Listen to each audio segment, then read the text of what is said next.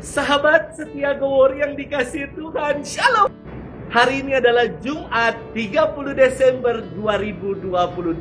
Biasanya pada minggu pertama sesudah perayaan Natal, kita merayakan pesta keluarga kudus. Namun, karena minggu pertama besok, jatuhnya itu tanggal 1, yakni persis gereja merayakan Hari Raya Maria Bunda Allah, maka pesta keluarga kudus bergeser dan dirayakan hari ini. Perayaan keluarga kudus diresmikan oleh Paus Leo ke-13 pada tahun 1893. Kata kudus dalam pesta keluarga kudus hari ini, saya kira tidak sekedar berasal dari kekudusan bayi Yesus.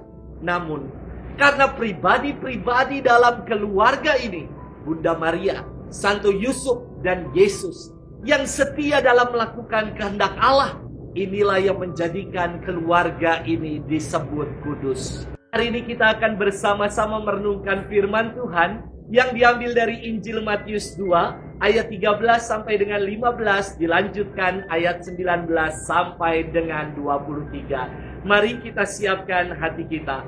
Haleluya, haleluya, haleluya. Semoga damai sejahtera Kristus menguasai hatimu.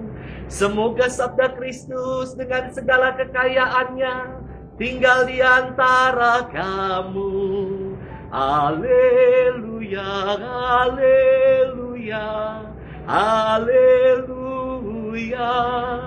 Tuhan bersamamu dan bersama rohmu.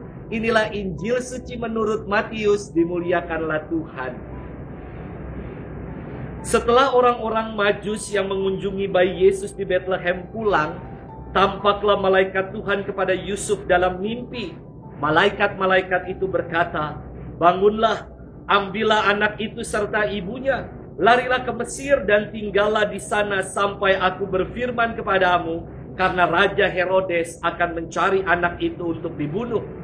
Maka Yusuf pun bangun malam itu juga, diambilnya anak itu serta ibunya, lalu menyingkir ke Mesir dan tinggal di sana sampai Herodes mati. Hal itu terjadi supaya genaplah yang difirmankan Tuhan lewat nabinya, "Dari Mesir kupanggil anakku." Setelah Herodes mati, tampaklah malaikat Tuhan kepada Yusuf di Mesir dalam mimpi. Kata malaikat itu, "Bangunlah, ambillah anak itu serta ibunya dan berangkatlah ke tanah Israel, karena mereka yang hendak membunuh anak itu sudah mati."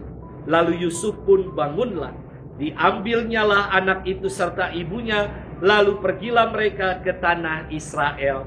Tetapi setelah mendengar bahwa Arkelaus menjadi raja di Yudea menggantikan Herodes ayahnya, Yusuf takut ke sana. Setelah dinasehati dalam mimpi, pergilah Yusuf ke Galilea. Setibanya di sana ia tinggal di sebuah kota yang bernama Nazaret. Hal itu terjadi supaya genaplah firman yang disampaikan oleh nabi-nabi bahwa ia akan disebut orang Nazaret. Demikianlah sabda Tuhan. Terpujilah Kristus. Sahabat setia Gowor yang dikasihi Tuhan, Shalom. Beberapa waktu lalu saya nonton drakor berjudul The Golden Spoon. Kisahnya ada seorang pemuda yang putus asa karena hidupnya miskin. Dalam keputusasaannya, ia berjumpa dengan seorang nenek misterius yang menjual sebuah sendok emas ajaib yang dapat menukar nasib. Pemuda ini membeli sendok tersebut dan rela menukar orang tuanya demi menjadi kaya. Sementara pemuda kaya karena nasibnya yang ditukar, akhirnya menjadi miskin. Namun pemuda yang tertukar nasib ini mensyukuri kehidupan keluarga yang hangat dan penuh cinta, walau mereka sungguh berjuang dalam hidup.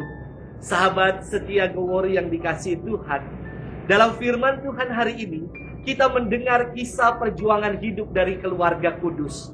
Mungkin Bunda Maria dan Santo Yusuf bertanya-tanya akan rencana Allah dalam hidup keluarga mereka. Diberi kabar gembira akan lahirnya Sang Immanuel dari keluarga mereka. Namun mengapa hidup mereka susah? Tiada tempat penginapan untuk bersalin.